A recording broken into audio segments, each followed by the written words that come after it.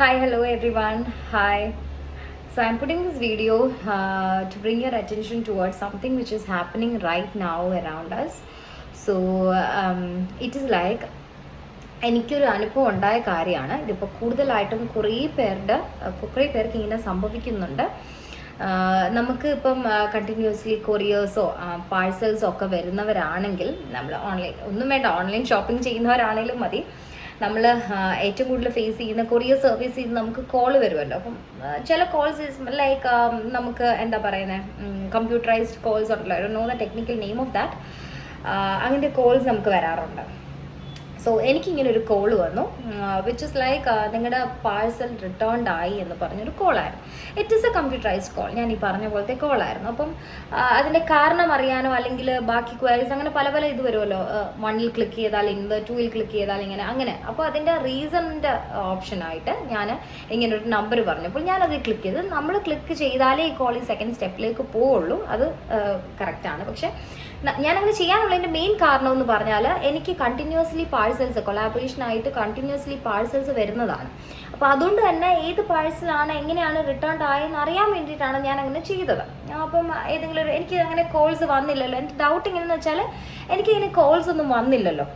Calls വന്നാലേ നമ്മൾ എടുത്തില്ലൊക്കെയാണ് സാധനം റിട്ടേൺ ആവുന്നത്. അപ്പം എന്താണ് കാരണം എന്നറിയാനാണ് ഞാൻ കോള് അറ്റൻഡ് ചെയ്യുന്നത്.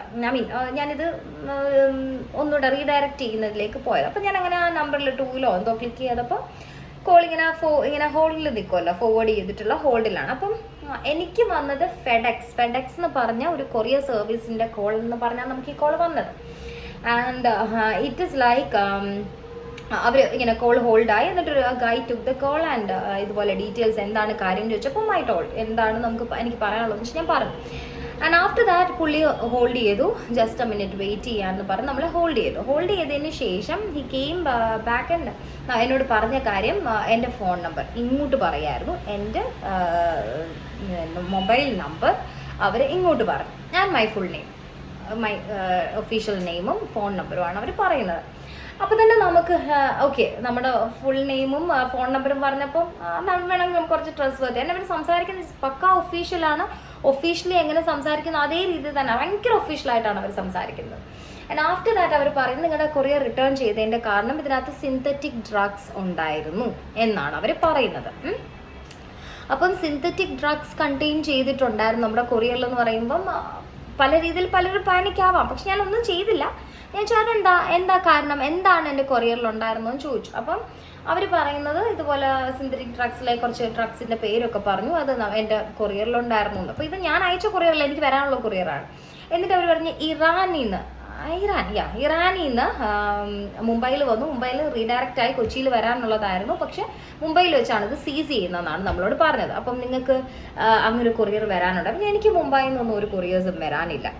എസ്പെഷ്യലി ഇറാനിൽ നിന്നൊന്നും എനിക്കാരും കൊറിയേഴ്സ് അയക്കാനും ഇല്ല. അത് മുംബൈയിൽ നിന്ന് റീഡയറക്റ്റ് ആവാനും ചാൻസ് ഇല്ലെന്ന് പറഞ്ഞു. ആൻഡ് അപ്പോൾ അവരെന്നോട് ചോദിച്ചത്, അങ്ങനെയാണെങ്കിൽ നിങ്ങളുടെ ആധാറോ ഡീറ്റെയിൽസോ നിങ്ങളുടെ പേഴ്സണൽ ഡീറ്റെയിൽസ് ആർക്കെങ്കിലും നിങ്ങൾ കൊടുത്തിട്ടുണ്ടോ, എവിടെയെങ്കിലും നിങ്ങൾ എംപ്ലോയ്മെൻറ്റ് അങ്ങനെ എന്തെങ്കിലും രീതിയിൽ നിങ്ങൾ എവിടെയെങ്കിലും വർക്ക് ചെയ്യുന്നിടത്തോ അങ്ങനെ എന്തെങ്കിലും സംഭവിച്ചിട്ടുണ്ടോ എന്നാണ് അവരോട് നെക്സ്റ്റ് ചോദിച്ചത്. And I was like no. ഞാൻ എൻ്റെ പേഴ്സണൽ ഡീറ്റെയിൽസ് ഒന്നും അങ്ങോട്ട് പറഞ്ഞില്ല, എന്നാലും ഞാൻ എൻ്റെ ഒരു ഡീറ്റെയിൽസ് എവിടെയും ഷെയർ ചെയ്തിട്ടില്ല. അത് ഞാൻ അവരോട് പറഞ്ഞു. ആൻഡ് ആഫ്റ്റർ ദാറ്റ് പിന്നെയും അവരെന്നോട് പറയുന്നത് വെച്ചാൽ ഞങ്ങൾ പോലീസിനെ കണക്ട് ചെയ്യാൻ നോക്കുന്ന ഒരു സീരിയസ് ഇഷ്യൂ ആണ്, ഇതിവിടെ ആക്ഷൻ എടുത്തിട്ടുണ്ട്, ഞങ്ങൾ പോലീസിനെ കണക്ട് ചെയ്യുന്നുണ്ട്, നിങ്ങൾ കണക്ട് ചെയ്യാൻ താല്പര്യമുണ്ടോ എന്നാണ് ചോദിക്കുന്നത്. അപ്പം ഞാൻ പറഞ്ഞു കണക്ട് ചെയ്യാൻ താല്പര്യം ഇല്ല എന്ന് പറഞ്ഞു. എനിക്ക് അങ്ങനെ ഒരു സംഭവം വരാനില്ല, അതുകൊണ്ട് തന്നെ എനിക്ക് എന്നോട് താല്പര്യമില്ല, ഇത് ഫോർവേഡ് ചെയ്യുന്നതിനോട് താല്പര്യമില്ലെന്ന് പറഞ്ഞു. അപ്പം ഞങ്ങൾ എന്തായാലും പോലീസിൽ അറിയിക്കുകയാണ്, നിങ്ങൾക്ക് ഇവിടെ വരാൻ. അത് കഴിഞ്ഞിട്ട് അവരോട് ചോദിച്ചത് മുംബൈയിൽ വരാൻ താല്പര്യമുണ്ടോ, വന്നാണോ കംപ്ലയിൻറ്റ് റേസ് ചെയ്യാൻ പോകുന്നത്, വന്ന് നേരിട്ട് സംസാരിക്കാൻ താല്പര്യമുണ്ടോ എന്നൊക്കെയുള്ള രീതിയിലാണ് സംസാരം. ഡെഫിനറ്റ്ലി നോ പറഞ്ഞു. ഞാൻ തന്നെ I will discuss with my family and I let you know എന്ന് പറഞ്ഞ് കട്ട് ചെയ്തു കോൾ. ഞാനായിട്ട് കട്ട് ചെയ്യാണ്. ആൻഡ് ആഫ്റ്റർ ദാറ്റ് ഞാനത് ഷെയർ ചെയ്തു.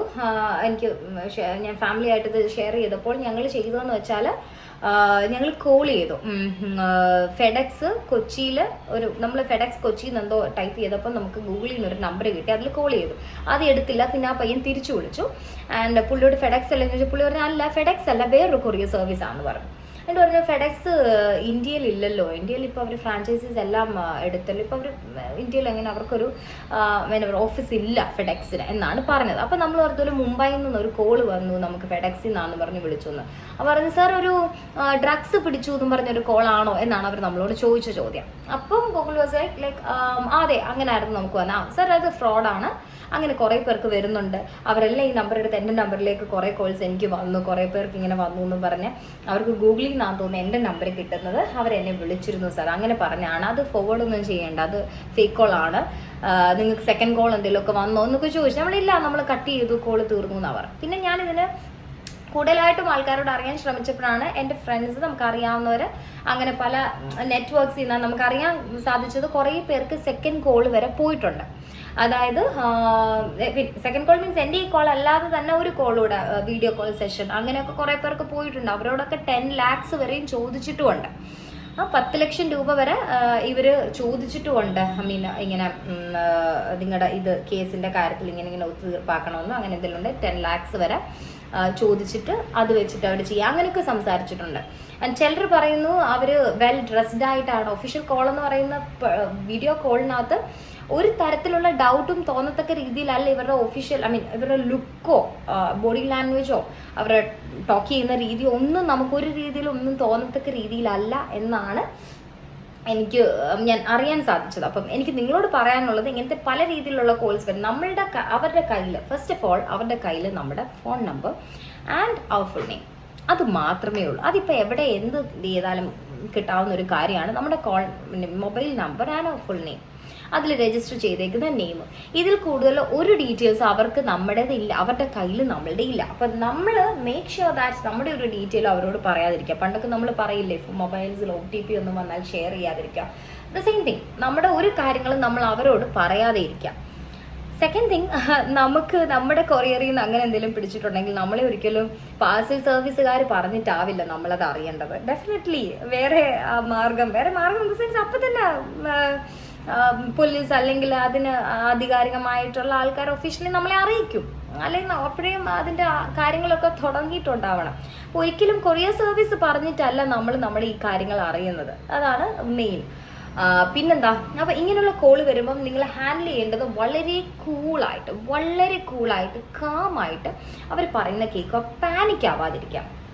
നമ്മളിപ്പോൾ ഈ ഒരു കോൾ, ഇപ്പോൾ എനിക്കും ഒരബദ്ധം ഞാൻ ആ സെക്കൻഡ് കോളിലേക്ക് അവരുടെ ആ കോൾ ത്രൂ ഉള്ള സംസാരത്തിലേക്ക് എത്താനുള്ള കാരണം എന്ന് പറഞ്ഞാൽ, ഈ കമ്പ്യൂട്ടർ കോൾ വന്നപ്പോൾ 1ലോ 2ലോ ക്ലിക്ക് ചെയ്യാമെന്ന് പറഞ്ഞപ്പോൾ ഞാനതിൽ ക്ലിക്ക് ചെയ്തുകൊണ്ടാണ് എനിക്ക് അവരോട് സംസാരിക്കേണ്ടി വന്നത്. പക്ഷെ ഞാൻ ക്ലിക്ക് ചെയ്യാനുള്ള കാരണം, എനിക്ക് കണ്ടിന്യൂസ്ലി കൊറിയേഴ്സ് വരുന്ന ഒരു പേഴ്സൺ ആണ്, അല്ലെ പാർസൽസ് വരുന്ന ഒരു പേഴ്സൺ ആയതുകൊണ്ടാണ് ഞാൻ അങ്ങനെ ചെയ്തത്. അപ്പോൾ അങ്ങനെയുള്ളവർക്ക് വേണ്ടിയിട്ടാണ് ഞാൻ പറയുന്നത്. ഇൻ കേസ് നിങ്ങളും ഇങ്ങനെ ക്ലിക്ക് ചെയ്ത് ആ ഒരു സ്റ്റേജിലെത്തിയാൽ we can easily avoid the situations. നമുക്ക് ക്ലിയർ ആയിട്ട് പറഞ്ഞ് ഇന്നതാണ് കാരണം എന്ന് പറഞ്ഞ് തീർക്കാവുന്നൊരു കാര്യമേ ഉള്ളൂ. അപ്പം ഇങ്ങനെയാണ് സംഭവം, നമ്മളത് ക്ലിയർ ആയിട്ട് വിടുക, സില്ലി ആയിട്ട് എടുക്കുക. കൂടുതലായിട്ട് അവരോട് സംസാരിച്ചു അതിൻ്റെ ഡീറ്റെയിൽ അറിയാനൊക്കെ അവർ നമ്മളെ അടുത്തടുത്ത ഇപ്പം ഞാൻ ഈ പറഞ്ഞ ഞാൻ എൻ്റേത് കഴിഞ്ഞിട്ടുള്ള ഇതിലേക്ക് എത്തിയവരെല്ലാവരും അടുത്തടുത്ത ഇതിലേക്ക് അവർ തന്നെ പാനിക്കായിട്ട് അവരറിയാതെ പോയതാണ്. ലാസ്റ്റിൽ പൈസ ചോദിച്ചപ്പോഴാണ് അവർക്ക് മനസ്സിലാവുന്നത്, അവിടെ നിന്നാണ് അവർ നിർത്തുന്നത് പലരും. വേറെ പലരും എന്ന് പറയുന്ന ഓരോരോ സ്റ്റേജിൽ അവർക്ക് എന്തെങ്കിലുമൊക്കെ കള്ളത്തരങ്ങൾ മനസ്സിലായി നിർത്തുന്നതാണ്. ഇതിനൊന്നും ആവശ്യമില്ല. ഇങ്ങനെയൊക്കെയുള്ള കാര്യങ്ങളൊക്കെ സിമ്പിളായിട്ട് കളയാം. നമ്മൾ വലിയ ബോധോടല്ലാത്ത രീതിയിൽ സംസാരിക്കാം. ഞാൻ വളരെ ബോധോടല്ലാത്ത രീതിയിലാണ് സംസാരിച്ചത്, അതുകൊണ്ടാവാം എനിക്ക് സെക്കൻഡ് കോൾ വന്നില്ല. May be that will be the reason why അവരെന്നെ രണ്ടാമത് വിളിക്കാൻ എൻ്റെ മെയിൻ കാരണം.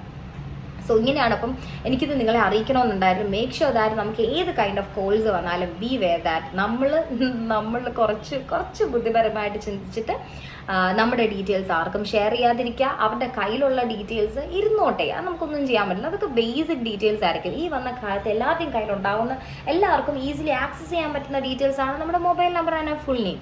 ഇതുകൊണ്ടൊന്നും ഒരു കാര്യമില്ല. ഈവൻ നമ്മുടെ ആധാർ നമ്പർ ഉണ്ടെങ്കിൽ പോലും വലിയ കാര്യമാക്കണ്ട. ഇപ്പം പലരും പല രീതിയിൽ ആധാർസൊക്കെ നമ്മുടെ ലീക്ഡ് ആവാം, ഒരു പ്രശ്നവുമില്ല, അതിനകത്തൊന്നും പ്രശ്നമില്ല.